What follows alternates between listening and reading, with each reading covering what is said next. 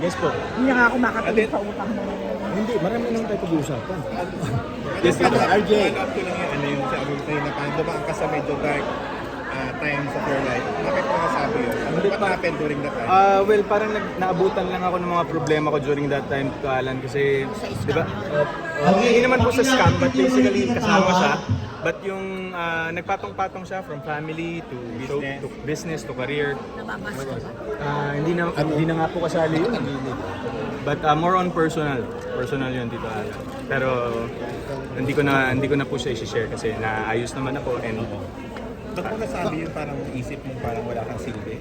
oo po kasi gano'n naman, di ba, minsan pag depressed po tayo, minsan we end up feeling yung self-pity na napupunta tayo sa ganung part ng buhay natin. And for the first time after a decade po sa buhay ko, being part of this, nakaramdam po ako ng ganun. Pero good thing now po, I was able to get over that. And na hindi po ako napunta dun sa, hindi ako nagbisyo or nagdroga, whatsoever. Buti na lang po. Paano ka naka-get over? With work talaga, Tito Lar eh. And yun nga po, ginagawa ko yung 5 breakups in a romance, tapos sabay ito, overlapping sila in a way. So parang ito yung mga naging therapy kong projects na talagang sobrang nakatulong yung mga nakasama ko dito. Sa dami ng ginagawa mo, paano mo naisip na wala kang silbi na Kasi parang dumating sa point talaga, Tito Alan, na wala akong trabaho for 3 months. Tapos, walang work for 3 months. Pero baka feeling ko lang yun. Kasi baka during that time siguro I was just ungrateful. Pero parang buti na lang talaga naibangon ko pa rin yung sarili ko after that. Kasi sometimes every one of us, we all go through something dark in our lives. Pero at the end of the day, tayo lang yung tutulong sa mga sarili natin and prayers. Alden, nagulat ka ba dun sa Katniel breakup? Yes, open lang. Nagulat po ako. Pero unahan ko na po kayo. Hindi po ako magpo-comment sa kahit anong questions. Pero mga fans nagre-request, mamuli kayo magtambal na yan. Ayun na lang daw ni Catherine. Cut din na lang daw, cut. Reto ka daw. So wala na siya nasagot. Ako po, parang respeto ko na lang po sa kanilang dalawa if I just keep quiet po with this issue. Pero tingnan na lang po natin kung ano magiging turnout. Pero sa ngayon, parang they deserve the space that they need to go through. Yung comment ka na lang doon sa mga may gustong magtambal uli kayo. May mga nagsiship ngayon sa inyo na cut din na lang daw. Anong comment mo doon? Ayoko pa rin po mag-comment doon. Pero baka galing po yun sa, of course, sa Hello Love Goodbye, sa success ng film. And si Kat naman po and I are good friends. So, kumbaga, we'll never know po what the future holds. Pero yun nga po, kasi medyo mainit po yung topic. Baka maisali po ako ulit. Ako po yung mabash. Ayoko na po nang nababash. So, tatahimik na lang po ako sa issue na yan. When are you leaving? Kailan na yung para sa family vacation? December 30 po, balik po ako ng January 14. So, medyo matagal po tayo. So itong Christmas na to, talagang you'll spend it na para sa family of two. Opo, family of 2. Tapos sakto rin po, blessing. First time ng pamilya kong pumasa sa US visa. Wow, After 4 years of trying. Opo, so andun po kasi yung kuya ko. Tsaka yung kapatid po ng yung kapatid po ng tatay ko. So Ilan kayo bale? Bale, 5 po kaming lilipad. Ako po, tatay ko, yung dalawa kong kapatid na babae, tsaka yung pinsan ko po. 5 po kaming lilipad sa December 30. Sabi mo nga, Alden, your grandparents are getting old. Yes po. That's why you want to spend more time with them. Yes, so yung Christmas po, after the cinema tour, first Christmas po yata to ulit after the pandemic na I will spend it with them. Kasi parang this past holidays po ng pandemic, seldom lang po akong nakakasama sila. Pero right now, buti na lang din nangyari din yung family of 2 para may reason ako to stay in the country. And next month, birthday mo na. Opo. You will spend your birthday out of the country. Yes po. Meron ka na bang wish? Wala na po akong wish eh. Parang more of ano pa po yung mga pwedeng mangyari. And so far, mabait naman si Lord sa akin. Parang nasnab ko lang po siya during those times na depressed ako and down ako. So baka yun po yung kailangan kong mas gawin, mas lalimin pa yung relationship ko with him again. And wag ko pong idahilan yung pagka-busy ko Yung para very personal mo. Opo, para hindi siya maging priority. Ilang buwan ba yung medyo depressed? 3 months yun dito. Starting ng 2023. So, Hindi ko naman na... So Opo. pagbalik mo rito, after your birthday, Opo. kulang araw na. Yes po, pulang araw na po. And parang yun po, start na rin po kami ng promo nung first ever film ko po. Yan.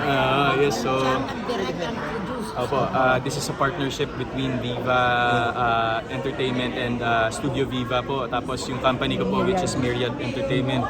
So napakabuti po ni Boss Vic na binigyan ako ng opportunity to be able to give full control of the film. Na-start na yan din. Nag-start na po, day 5 na po kami. So direct din ka na. Opo, nakakatuwa nga po pag naririnig ko yan eh. Pero napuput into... Alex Roman. Opo, Alex Roman. So baka kausapin ko po si Corpcom ni Jimmy para makapag-set visit man lang po kayo sa last day. Post mo yan. Sa December 7. Sa San Pablo, Laguna po kasi kami. Bakit si Heaven? Dream project po, gusto ko talagang makapaggawa po and hopefully makapag-direct din ng psycho film na ako po yung bida. Kasi ganun eh, right now po that I have started directing my first film, parang dun ko na-experience na kung ano yung nagiging imagination ko pag binabasa ko yung script. Yun talaga yung nangyayari kapag kinukunan ko na siya. Pero before po kasi when I do that, some of the scenes medyo hindi pa po medyo hindi po nangyayari yung vision ko. Pero yung ngayon, kung ano yung nabasa ko, kung paano ko siya gustong nangyayari po siya. Bakit Lucky Seven? Ang dami Alden, mo kasing ginagawa and napaka-successful mo, di ba? Parang meron ba sa point sa buhay mo na naisip mo, parang unfair ka sa sarili mo dahil hindi mo na bibigyan ng time yung personal life. Matagal ko na po kasi yan talagang iniisip. Pero yun nga, hindi ko na siya kontrolado eh. Kasi parang doon lang po muna ako sa opportunity. Like, I started my own company. And since wala pa po kaming 1 year and daming opportunities po na dumadating, sayang naman kung hindi ko po siya i-grind. Then bakit si Hindi mo Heaven? hindi siya part ng priorities mo Sa lang. ngayon po, hindi po. Sa ngayon. So, hindi po kasi dumating nung naghanap eh. So, wala. Is it your choice? Also, ito na, bakit si Heaven of all the female actors there? Suggestion po ito Ng ni Viva. Boss Vic po, ni Viva. And I've seen Heaven's work. She's a great actress. She's very talented. Multi-awarded din at the same time. And ang ganda rin kasi ng sinabi ni Heaven when I presented the concept to her na she was looking for a project na hindi na yung patwitams. Ayaw na niya nun. Parang she has so much to give. And I saw it here. Like, nung huli pong shoot namin, we shot courtroom drama po kasi ito eh. But yung title po kasi na nakikita natin out of order sa social media, working title pa lang po siya at the moment. Okay. So, So ano talaga title mo? Wala. sa ngayon wala pa pong final. Pero so far, working title po is out of order. So you're the lawyer here. I am the lawyer po and parang... Defending her. Yes po. Ex-girlfriend ko po siya dito. Ikaw ang dinidefend mo Yes ngayon. po. Ang Hindi, magkalaban sila. And Sila for the last lawyer. na, Yes yung time na 3 months kang walang trabaho, naisip mo bang lumipat ng network? Hindi po. Wala naman po yun talaga sa Naisip ko pong umalis ng showbiz sa totoo lang. Not transfer networks. Kasi baka feeling ko hindi ko na po hindi ko na po nahanap yung motivation. I was so I was so ungrateful with everything. Kaya parang sabi ko alis na lang ako siguro. But at the end of the day, as nangyayari po itong mga projects na dumadating sa akin, dun ko ulit nakita na I was blaming myself naman na parang bakit ang ungrateful ko during those times. Unfair naman yun sa industry, unfair yun sa fans, and unfair yun sa mga co-actors ko na parang ang dami namang naitulang talaga ng industriya sa buhay ko, bakit ako ungrateful? Hanggang sabi mo nga kanina, yung girl, kasi nga hindi naman dumarating. So are you just waiting for the Lord's right girl for you? Opo, kasi ako naniniwala po ako sa right timing talaga eh. Hindi naman po talaga yan yung dahil lang po sinasabi ng mga tao on social media and sinasabi po ng iba na tumatanda ka na, parang it's about time na I don't really see it as I am depriving myself of parang not having time for my personal life. I still have time for my personal life po, but on a different iba kasi yung aspect, yung description ko ng personal life ko eh, yung nakakapag, yung nasa bahay lang ako, naka-boxer shorts, tapos t-shirt, nakakapaglaro ako ng games ko, nakapunta ako sa gym, nakakapag-workout ako, spend time with family, my dogs, spend time abroad with them. So yun po yung personal sa akin. Okay, sige. Sabi ni Heaven na you're one of the best directors. Early, may ganun ba? Nakita ko yun, kinilig ako. Pero I would like to contribute that to, well, these two directors that I've worked with this year, na since sila yung pinaka-huli kong trabaho bago ako mag-direct, yung Direk Irene and Direk Noel, I saw a lot of pointers from them na minsan marirealize mo in directing, hindi mo kailangan maging academic about it eh.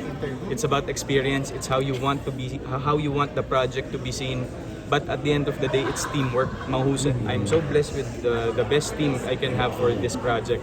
Kaya parang hindi na po ako masyadong nahirapan to really mount it, and then sasabihin ko lang how I want the scene to be shot. This is my vision of the scene. And then they will work around it na po. So, and then pagkatapos po nito, pag nagka-time ako, baka doon ako pumasok sa film school to even broaden my knowledge about directing. Okay, kakain mo na. Parang, sige lang dito girls, ano po, parang sa ngayon po, papunta na rin doon kasi binigyan po ako ng liberty ng head writer namin to revise on the spot.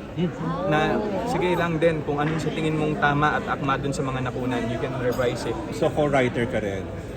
Hindi ko po kukunin yung credit na yun dito, Alan. Sa kanila po yun. I'm just there to solidify everything, yung clear yung vision ko about this and the vision of the whole team about it. Kailangan yun lang yung maipakita natin with this film. Content director ka na, sabi ni Coco. Dream ko rin yun. Mas dream ko po siyang maka-work, and I was able to talk to him about these things, and nakakatuwa kasi since I've worked with Julia and I was able to meet him as well, kung meron daw akong kailangan, tawag lang siya sa akin. Kung advice man yan, or syempre hindi naman doon sa financial na kaya, pero joke lang. Well, kidding aside po, Coco is a genuine person, and Julia as well. Pareho sila. Kaya siguro parang hindi na yun bago sa mga tao nakakakilala talaga sa kanila, and blessed din ako na nakilala ko tong dalawang to kasi ito yung mga tropa mga for life. So far, wala pang napag-uusapang content para sa ni Coco. Bigyan po ako ng teaser, parang MMFF next year po. Salamat po.